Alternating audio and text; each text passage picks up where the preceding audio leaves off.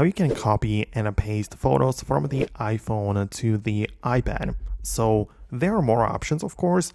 If you are using the same Apple account on both devices, meaning that both iPhone and iPad belong to you, you can open up the settings, tap on your profile, proceed to iCloud, and set up the photos synchronization, which just means that all of the photos on the iPhone will appear on the iPad and the other way around as well, so all of the libraries will be synced. This takes up a lot of storage, but you can most definitely do that. However, if you only want to copy and paste just a few images or photos from the iPhone, open up the Photos app like that, select the amount and specific images and videos you want to copy, click on Share, and choose the AirDrop.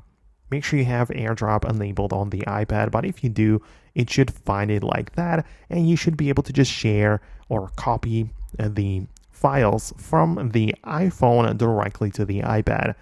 Once the sharing process is finished, the photos will then appear to be part of your library on the iPad the same way as they do on the iPhone.